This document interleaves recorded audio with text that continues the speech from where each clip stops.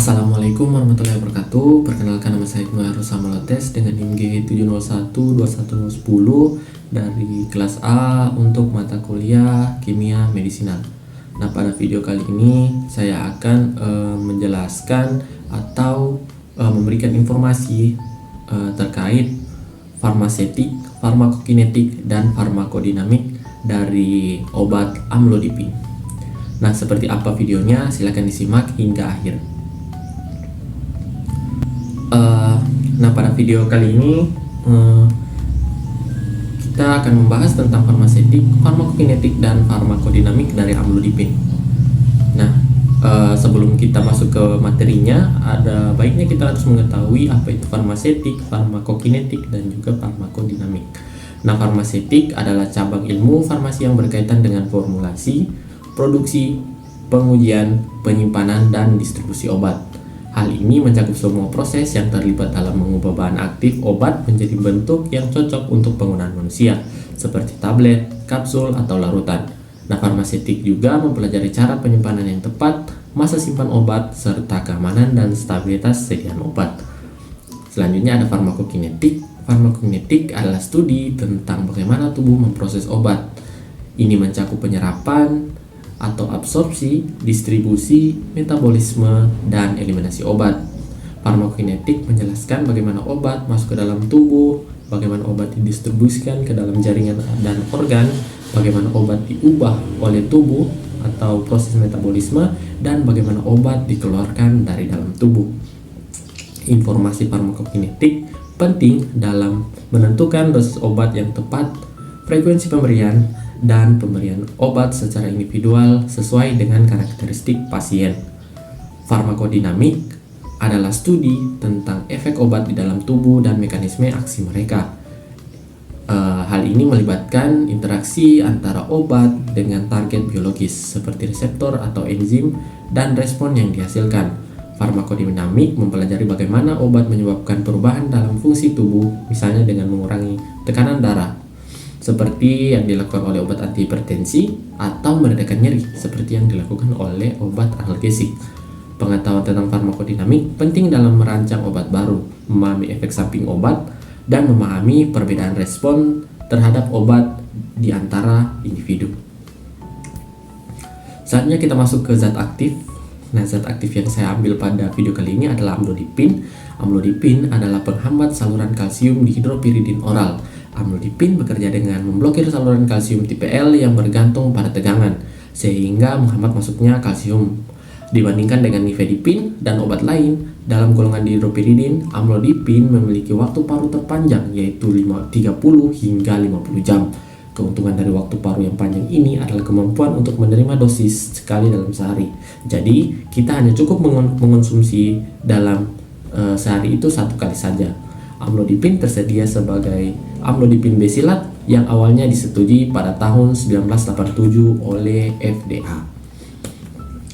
Nah, mekanisme kerja dari amlodipin sendiri adalah amlodipin bekerja dengan memblokir saluran kalsium tipe L yang bergantung pada tegangan, sehingga menghambat masuknya kalsium.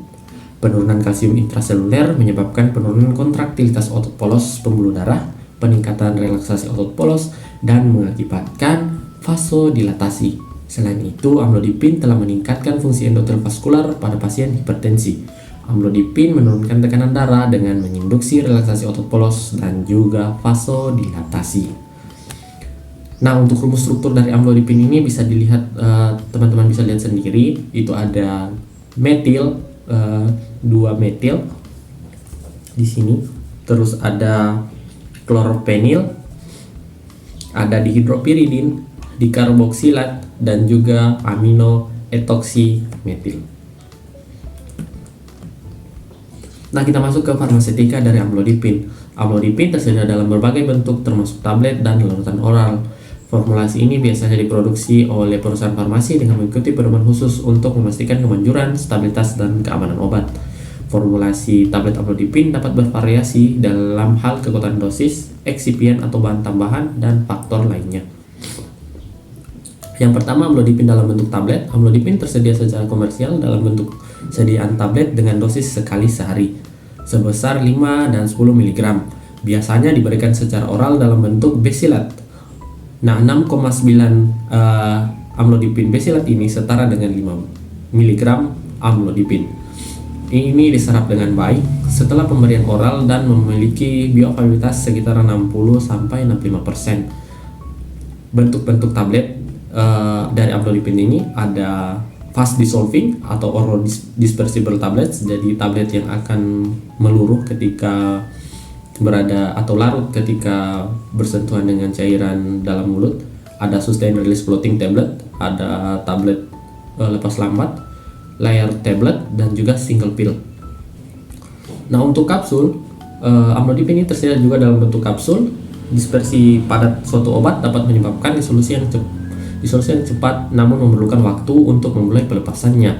Untuk obat-obatan yang digunakan dalam kondisi darurat seperti amlodipin ini, diperlukan jeda waktu hampir nol untuk mengurangi jeda waktu dalam pelepasan obat dan meningkatkan disolusi. Kapsul relatif keras amlodipin besilat berisi matriks semi padat dapat menjadi pilihan untuk bentuk sediaan dari amlodipin ini. Nah, untuk contoh bentuk sediaan amlodipin lainnya itu masih banyak, seperti ada oral film, suspensi, nanoemulsi, mukoadesif, microsphere for nasal delivery atau mukoadesif microsphere dengan pengantaran nasal, ada topikal. Nah, untuk topikalnya ada dalam bentuk sediaan gel dan juga ada bentuk transdermal patch, dan yang ke-8 ada liposomal formulation. Nah, selanjutnya kita masuk ke penyimpanan untuk amlodipin. Nah, amlodipin ini penyimpanan amlodipin seperti pada obat pada umumnya ya, sangat penting untuk menjaga stabilitas dan efektivitasnya. Nah, untuk penyimpanan dari amlodipin itu dia pada suhu kamar. Tablet amlodipin harus disimpan dalam suhu kamar, itu biasanya di antara 20 derajat Celcius hingga 25 derajat Celcius.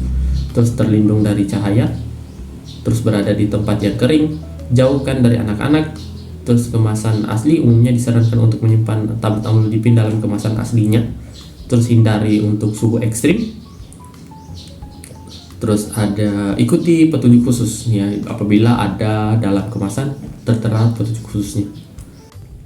Baik, selanjutnya kita masuk ke fase farmakokinetik. Nah, untuk fase farmakokinetik itu ada absorpsi, distribusi, dan metabolisme dan eliminasi.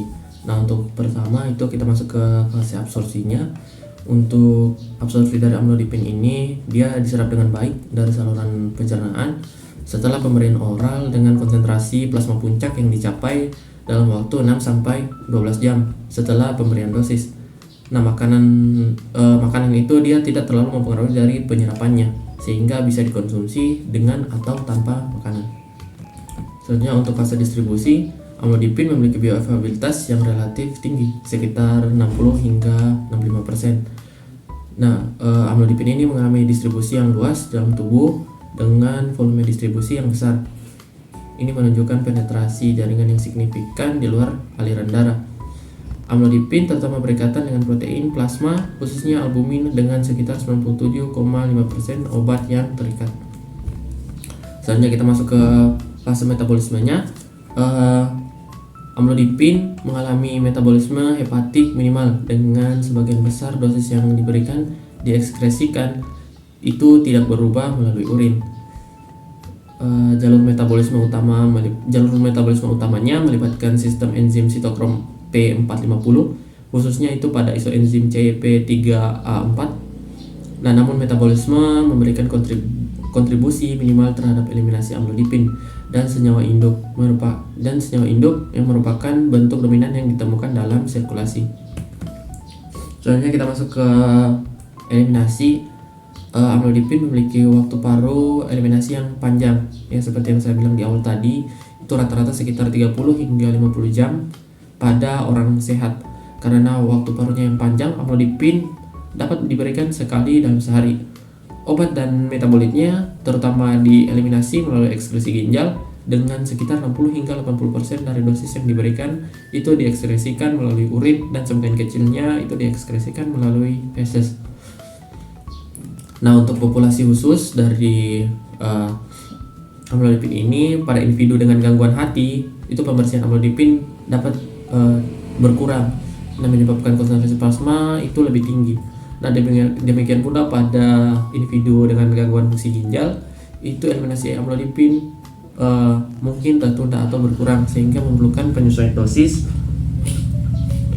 atau pengetahuan yang lebih ketat.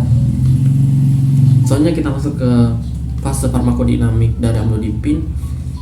Nah, farmakodinamik dalam amlodipin ini melibatkan pemahaman bagaimana obat berinteraksi dengan tubuh dan menghasilkan efek terapeutik.